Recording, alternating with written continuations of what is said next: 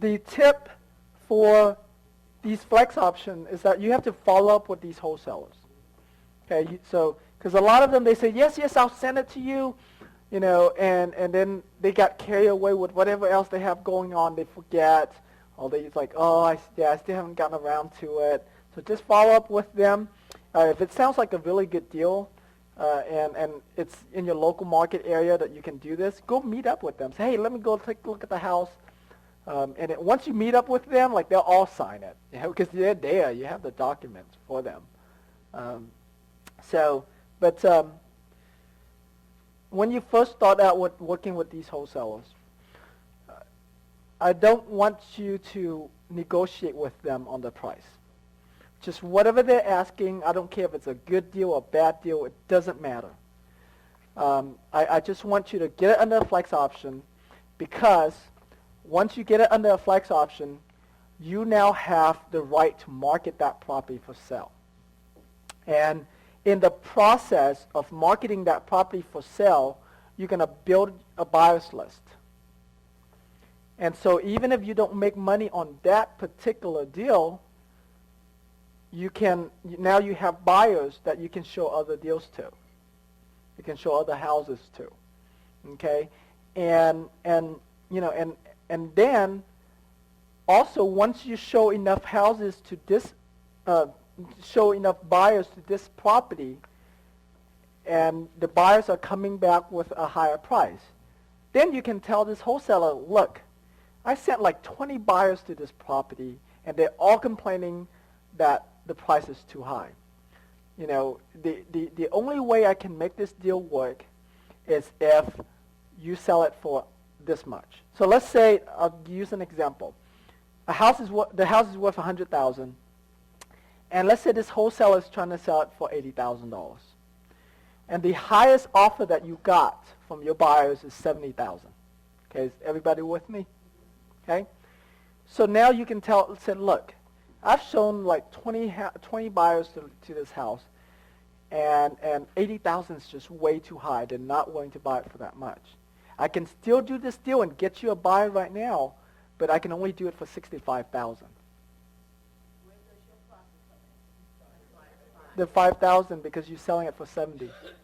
Your buyer's already telling you that they'll buy it for $70,000. Okay, so you tell this wholesaler, look, the most I can do it is for $65,000. Depending on the wholesaler, he may or may not have enough margin in it. Some wholesalers, they might tell you, well, I don't have enough margin to give it to you for $65,000, because the truth is I'm in this thing for $75,000. Then you tell them this. I say, I'll make a deal with you. Okay? I'm really good with negotiating with sellers to lower the price. Okay? If you let me negotiate with your sellers for you, I'll do that. I'll contact the seller. I'll negotiate it down to $60,000, so that way you can make your $5,000 out of it, and I'll be happy. Okay? This wholesaler has two choices. If he hasn't already go back and renegotiate the price, he doesn't know what he's doing. Because for us, we almost always renegotiate prices with sellers. It's not often that we close on a deal and don't try to renegotiate.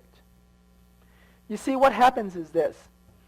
When you first work with a seller, they might be motivated, or they're very motivated. They got a price with you, and y'all agree on it. And so now they're excited, and they're like, yes, I'm going to close on this thing on this certain date. In their mind, they've already spent all of that money that they're going to make out of the deal. Okay? They're already going to go buy the new TV or whatever. They already spent that money in their mind. And so now you come back to the seller and says, look, seller, we've shown the house to 20 buyers already. Okay? And it's just too expensive right now. Nobody's buying it at this price. We still can do this deal. We still can close it for you.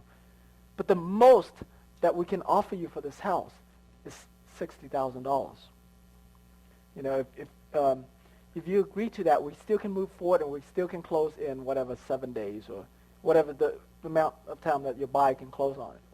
Okay.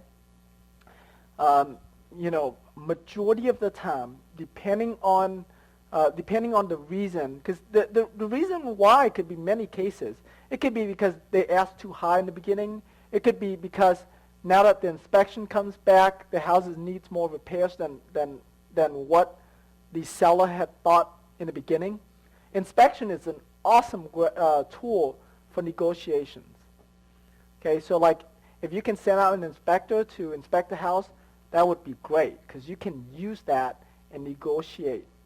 Once a house got inspected, if the seller doesn't, and I'm sure this is also applicable in other states, but I know for sure that it's applicable here in Texas, is that once you have a house inspected and you give that report to the seller, whenever the seller goes sell the house, they must disclose that inspection report.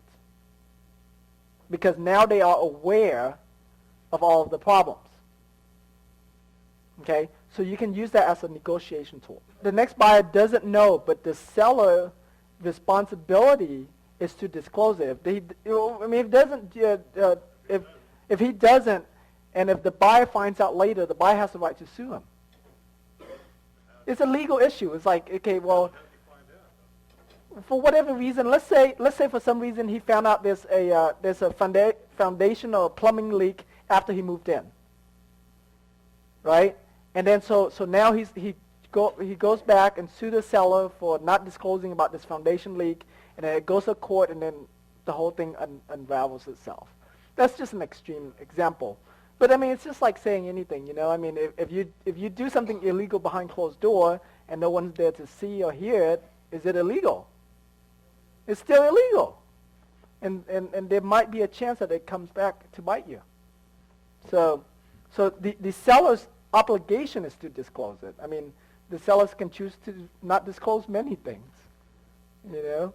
But at least you can bring that to their attention. Says, look, it's illegal if you don't disclose it in the future. Okay, it's an awesome negotiation tool. And for your buyers, when you're wholesaling to your buyers, it gives them peace of mind. It's like, oh, I know exactly what is wrong with this house. Okay. Now, do I do inspection on all wholesale deals? No, I don't. I only do inspection on wholesale deals that I know has a lot of margin. If I'm only making like $3 to $5 grand, chances are I'm not. If I'm making 15, 20 grand, yes. Because inspection only costs me $300. You know, to give my buyers that peace of mind, yeah, I'm very happy to do it.